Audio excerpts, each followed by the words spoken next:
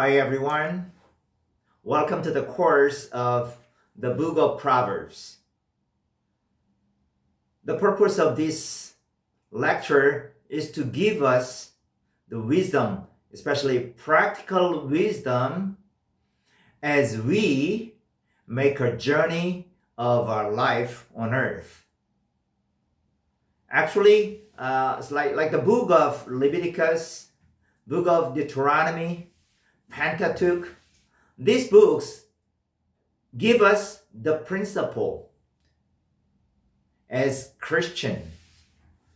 So actually, as you read the book, we'll see a lot of principles, a lot of commandments, which do not give us a specific situation. But on the other hand, but the book of Proverbs give us practical knowledge to apply in our daily situation. Actually, if we have only principle, only commandments, it is very difficult for us to apply it into our life.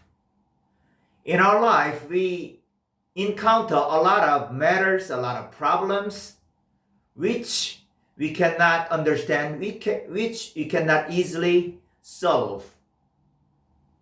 That's why we need to study the book of Proverbs. This book is in the book of wisdom literature.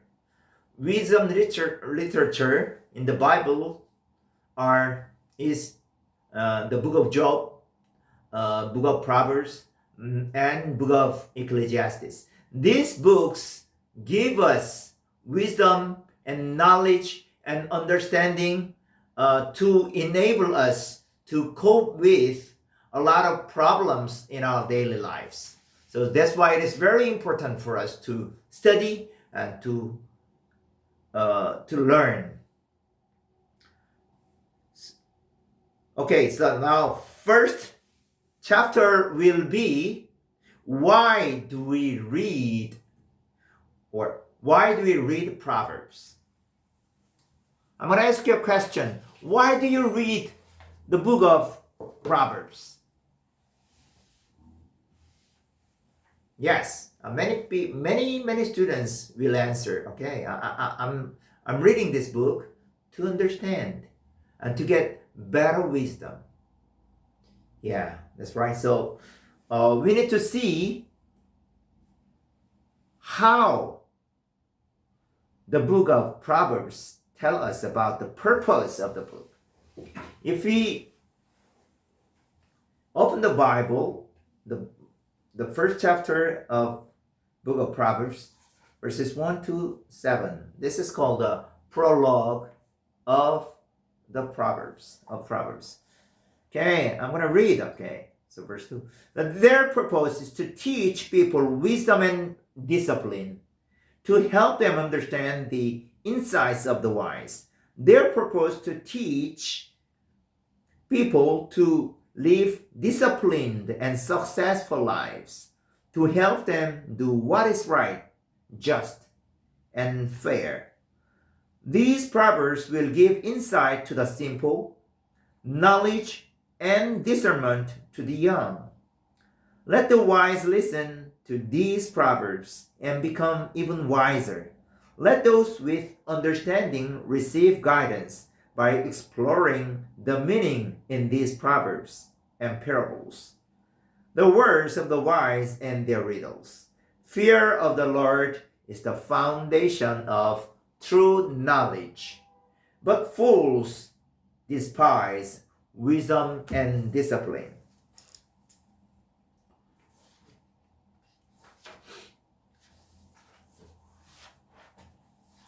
Okay, I'm going to talk about teaching wisdom. Teaching wisdom. Okay, so what is wisdom? We have to define it. What is wisdom? According to the author of the book of Proverbs,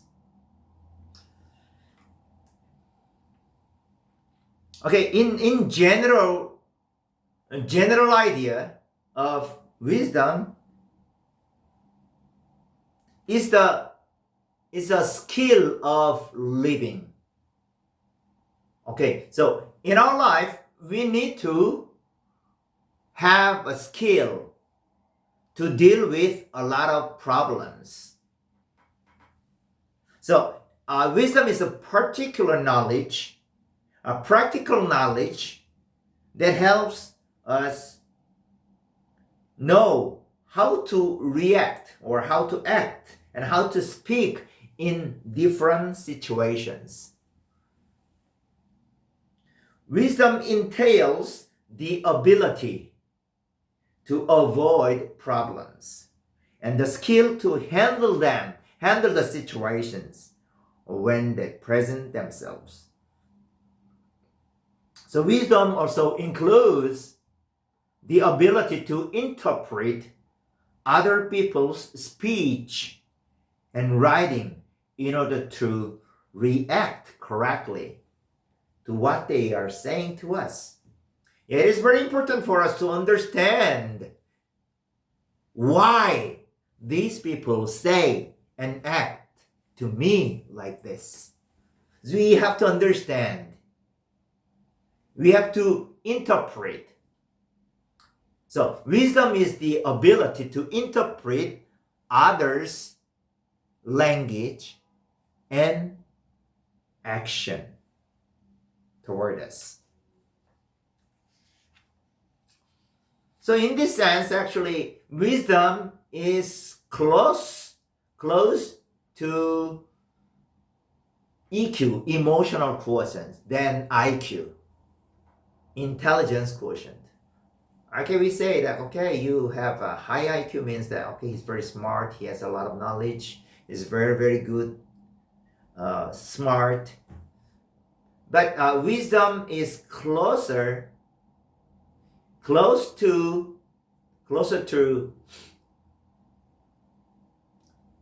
EQ, emotional quotient, than IQ. So emotion. So actually, if you have full range of EQ, then you will better understand others. So in this sense, wisdom is close to EQ. In the book of Proverbs, there are some similar words, some, you can say, some friends or colleagues of wisdom. The author of book of Proverbs doesn't always use the word wisdom, but he verifies the word wisdom.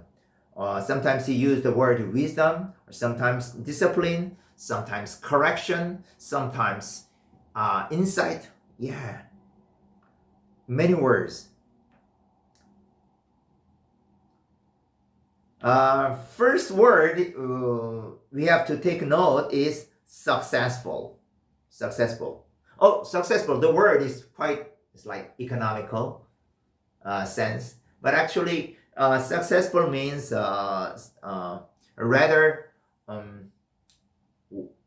wisdom. It is the word actually. Successful means to have insight. You know the word insight, right? And refers to a moment of recognizing the situation that surrounds you. So if you recognize the situation, then it will allow you to act or speak in an appropriate way, proper way. So that's why insight is a key element of wise person. It's very important for you to have insight. Wise person needs to read correctly not only the text, but also the circumstances, the background, and the people with whom the text is dealing.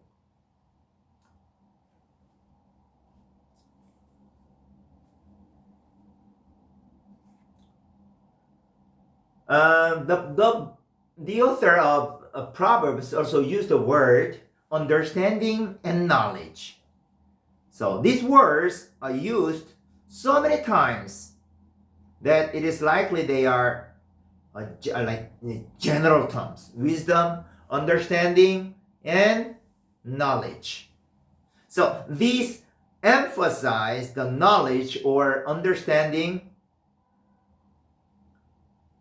They may emphasize the knowledge or understanding of facts in a way that chokmah, chokmah, the word is a Hebrew word, wisdom. So the word knowledge and understanding has some facts that the word chokmah, wisdom, doesn't have.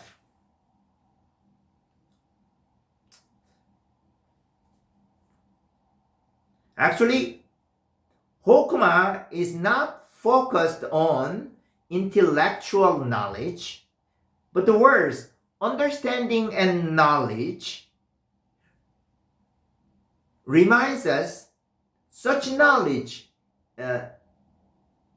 is an important aspect of wisdom. Okay, so wisdom is rather like emotional focused word, but knowledge and understanding is focused on intellectual knowledge. Also, the word discretion is used. Discretion. So this is another part or another synonym of wisdom. So this word can be understood as discernment. Do you know discernment? To discern something.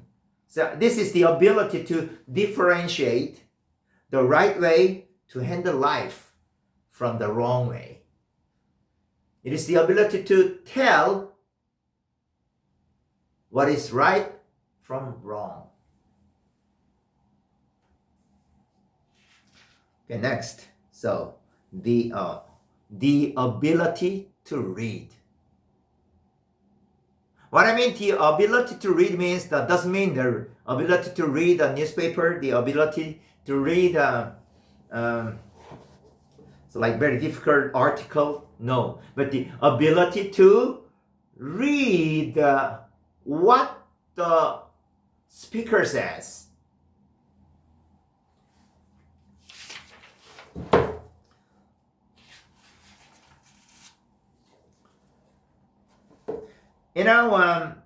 And the book of Proverbs itself is full of difficult sayings and occasional enigmas. Enigma means it's a difficult word. It's like mystery. Yeah. So it means that it is not direct word, but it is like a parable.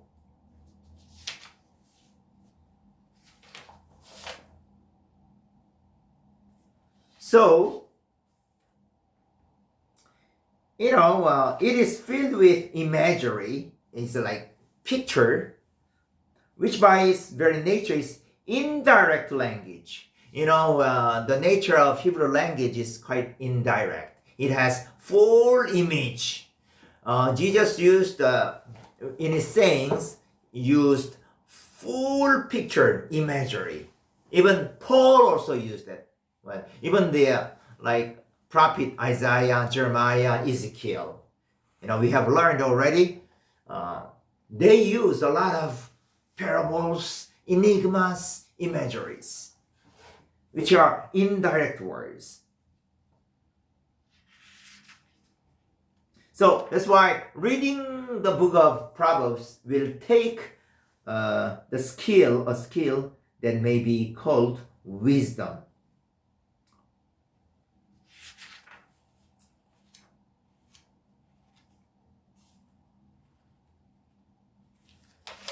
So, Proverbs, this is a consistent idea. There's a consistent idea in the book of Proverbs that this wisdom or the sayings of the wisdom in the book of Proverbs are not universal truth. It is not right in every situation. Sometimes it might be wrong. Sometimes it might be right.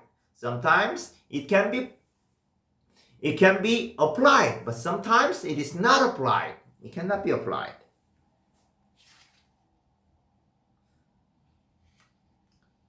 But still, Proverbs claims to be able to enhance our ability to interpret the situation, interpret the speaker's intention to speak. Then, okay, next one. Who is the receiver of the Proverbs? Who? To whom the author or the speaker or the wise man address?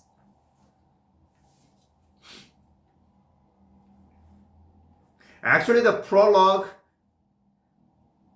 identifies the audience of the book. Prologue is from verses 1 to 7 of the book. First chapter. So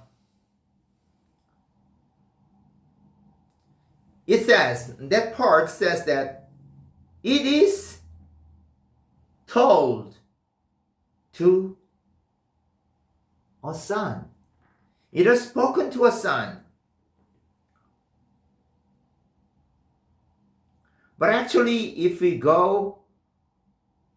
get into detail, if we see a more detailed picture, then we'll see that the prologue is more inclusive and show us that the book intends for broader audience.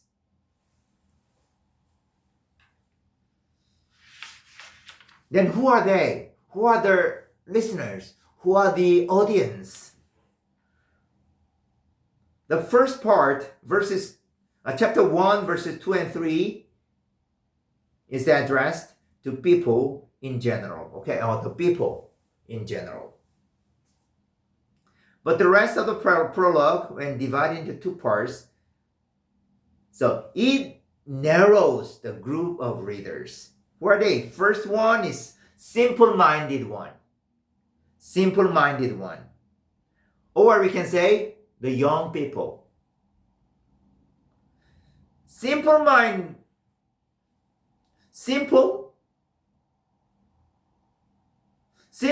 are neither wise nor foolish. They are in the middle. Simple people, they are in the middle. They are not wise, they are not foolish. They are in the middle. Therefore, if they learn, if they listen, and if they get wisdom, then they will improve. They will get maturity. So actually, they are in the middle of being formed. They are in the middle of being mature. If they get wisdom and understanding.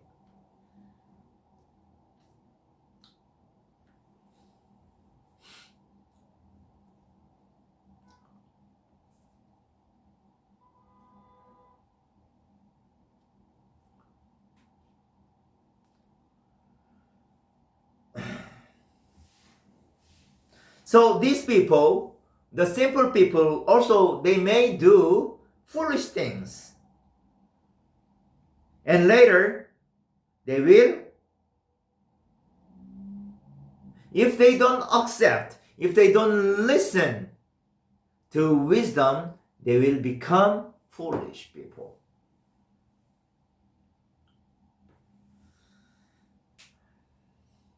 But these simple people are foolish people. No, it is different. These Simple people has potential to be able to be corrected, to be able to get wisdom and get maturity. But foolish people actually despise wisdom and discipline. They will never accept wisdom. They try not to listen to wisdom. Okay, second specific group in the prologue is wise person, wise people, or we can say mature people. Oh, this Proverbs is also spoken for the wise people. They may benefit from the book. They may get a lot of benefit from the book. It will increase teaching and in particular enhance their interpretive ability. As I mentioned earlier, if they get wisdom, they will understand and they will read. They'll be able to read the speaker's background or speaker's the situation. Why do they speak this way or these things? They will understand. They will read the background, circumstance. So, and the third group of audience is for everyone. The book is for everyone. But only one group of people are excluded. The foolish people, the fools are excluded because they reject wisdom. So the prologue of the book from chapter 1 verses 1 to 7 emphasizes the fear of the Lord. So fear of the Lord is the motto of the book.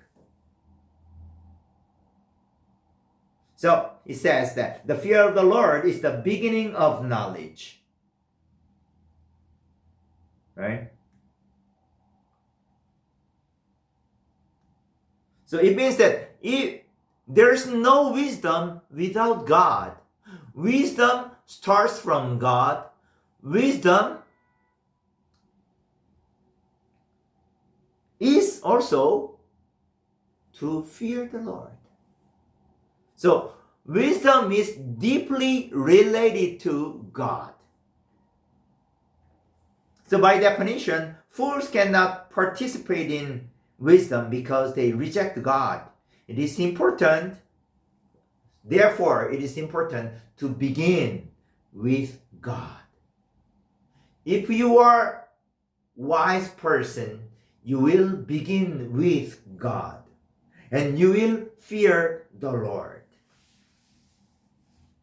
So the wise people must be open to God's foundational role in the world and in your life, in their lives. The fools are excluded. Because if you see Psalms chapter 14 verse 1, only fools say in their hearts, there is no God. The foolish people claim that there is no God.